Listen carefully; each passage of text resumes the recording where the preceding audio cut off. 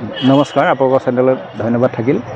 আমাৰ সূৰ্যপুৰ বালিপুখুৰীত দ্বিতীয়বাৰৰ কাৰণে ভাওনা হৈছে। খুব ধুনীয়া হৈছে ভাওনা, ৰাইজে খুব ভাল পাইছে।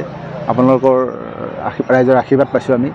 আজি আমাৰ ভাওনা শেষ, সেয়ে মই আপোনালোকক ধন্যবাদ জনাইছোঁ। ভাওনাখনৰ নামটো কি আছিল? ভাওনাখনৰ নাম আছিল দৈন্য পৰ্ব।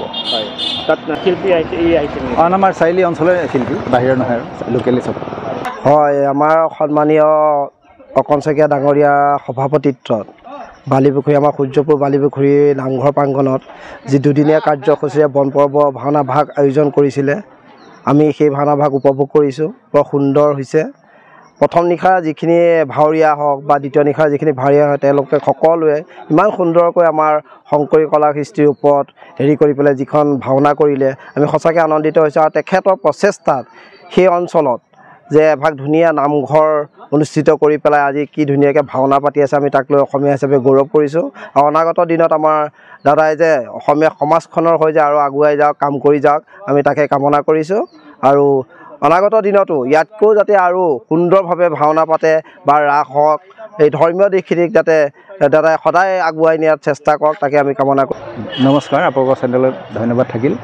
আমাৰ সূৰ্যপুৰ বালিপুখুৰীত দ্বিতীয়বাৰৰ কাৰণে ভাওনা হৈছে। খুব ধুনীয়া হৈছে ভাওনা, ৰাইজে খুব ভাল পাইছে। আপোনালোকৰ ৰাইজৰ আশীৰ্বাদ পাইছোঁ আমি। আজি আমাৰ ভাওনা শেষ, সেয়ে মই আপোনালোকক ধন্যবাদ জনাইছোঁ। ভাওনাখনৰ নামটো কি আছিল? ভাওনাখনৰ নাম আছিল দৈন্য পৰ্ব। হয়, তাত শিল্পী আহিছে আমাৰ চাৰিআলি অঞ্চলৰে শিল্পী, বাহিৰৰ নহয় আৰু লোকেলি চব।